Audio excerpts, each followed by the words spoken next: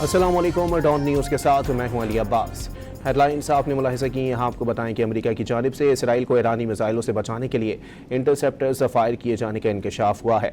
CNN ने अमरीकी अहदेदार के हवाले से खबर दी है कि हालिया हमलों के दौरान खित्ते में नस्ब अमरीकी दिफाई सिस्टम ने ईरान के मिसाइलों को इसराइल तक पहुँचने से रोकने की कोशिश की।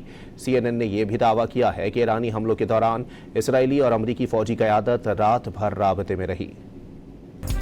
अस्सलाम वालेकुम। डॉन न्यूज़ के साथ मैं हूं अली अब्बास। हेडलाइंस आपने मुलाहिज़ा की। यहाँ आपको बताएं कि अमेरिका की जानिब से इसराइल को ईरानी मिसाइलों से बचाने के लिए इंटरसेप्टर्स फायर किए जाने का इंकशाफ हुआ है। CNN ने अमरीकी अहदेदार के हवाले से खबर दी है कि हालिया हमलों के दौरान खित्ते में नस्ब अमरीकी दिफाई सिस्टम ने ईरान के मिसाइलों को इसराइल तक पहुँचने से रोकने की कोशिश की।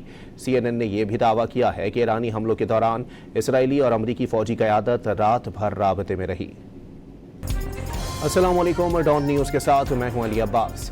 हेडलाइंस आपने मुलाहिज़ा की। यहाँ आपको बताएं कि अमेरिका की जानिब से इसराइल को ईरानी मिसाइलों से बचाने के लिए इंटरसेप्टर्स फायर किए जाने का इंकशाफ हुआ है। CNN ने अमरीकी अहदेदार के हवाले से खबर दी है कि हालिया हमलों के दौरान खित्ते में नस्ब अमरीकी दिफाई सिस्टम ने ईरान के मिसाइलों को इसराइल तक पहुँचने से रोकने की कोशिश की। CNN ने यह भी दावा किया है कि ईरानी हमलों के दौरान इसराइली और अमरीकी फ़ौजी क़यादत रात भर राबते में रही।